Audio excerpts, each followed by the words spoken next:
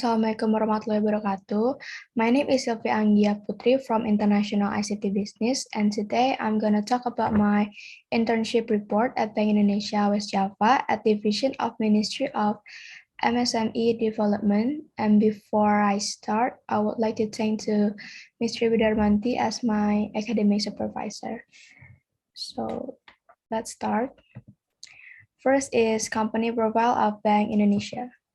Bank of Indonesia is an institution that has an important role in the economy, especially in the fields of monetary, finance, and banking.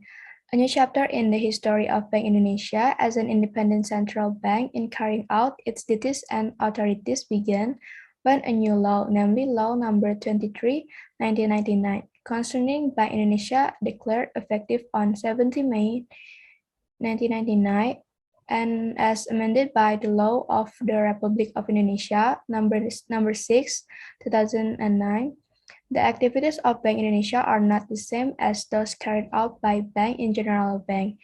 Bank Indonesia does not carry out commercial activity as is done by banks in general, whether they are commercial bank or people credit bank. Bank Indonesia cannot accept saving, current account, and deposit from the general public. In addition, the general public also cannot directly request credit from Bank Indonesia. Bank Indonesia in carrying out its duties can be seen as independent state institution and as a legal entity. Bank Indonesia as an independent state institution has full autonomy in formulating and carrying out each of its duties and authorities. Next is vision and mission of Bank Indonesia. Their vision is to become a real leading digital central bank for the national economy and the best among emerging markets of developed Indonesia.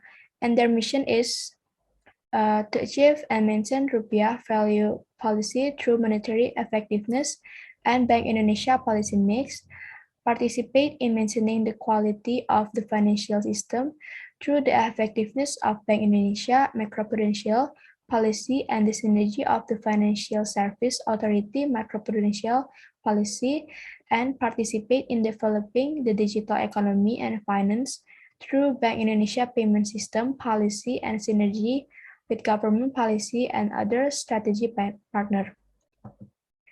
Next slide is organization structure of Bank Indonesia, and there have some division, and here is also the organization structure from Bank Indonesia West Java. Next is business strategy. First is placing on ADG person each as member of the Board of Commissioner, ex officio at OJK and LPS, the Deposit Guarantee Agency, to support implementation of coordination, cooperation, and harmonization of policy. Second, in relation to the President and the DPR, they are beginning of each fiscal year. Bank Indonesia submit written information regarding the evaluation of monetary policy, implementation, and future monetary policy plans. Third, submission of annual budget plan and realization to the government and DPR submission of annual financial report to BPK. Fourth, supervision of Bank Indonesia from a financial perspective is carried out in the form of an examination of the annual financial report of Bank Indonesia. And the last is Supreme Audit Agency, BPKRI. The result of the BPKRI audit are submitted to the DPR RI and announced to the public through the mass media.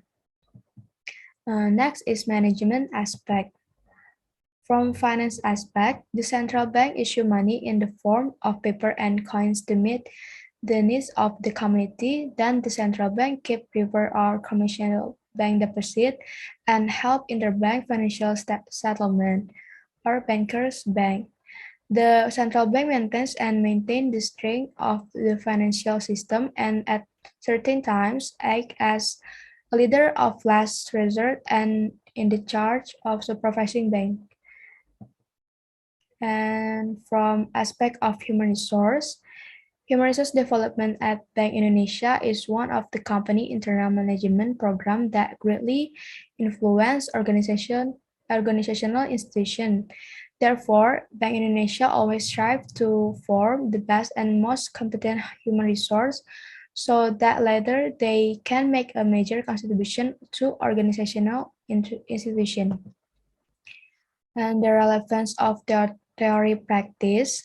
The relevance of theory is the author was placed in the MSME Development Division and was asked to do one of the tasks, namely to analyze development of tea in the Java Island area for the Java Tea Festival, which aimed to develop MSME product and bring back the drink tea culture in Indonesia with the experiential event concept where visitor will gain experience visit a festival that present various stakeholders of the tea industry from upstream to downstream, where the author conduct an analysis by collecting data and completing data analysis development of plant factory and tea manager on the island of Java. And here is the data on tea plantation on the island of Java. Based on the tea plantation data above, it can be seen that largest plantation data in the West Java region, state plantation in 2020 are 2,486 hectare, while for the private plantation, West Java has an area of 17,586 hectare. Then for people plantation in West Java area, it has an area of 45,175. And for the total area in West Java in 2020, it has 87,503. And based on the data above, it can be seen that every year there is an increase in the area of plantation in West Java. So the amount of production is also will increase. And here is the map of the tea plantation area. So here are some documentation while I do an internship in Bank Indonesia West Java for 30 days. And hope you get the good insight from my presentation. And yeah, see you.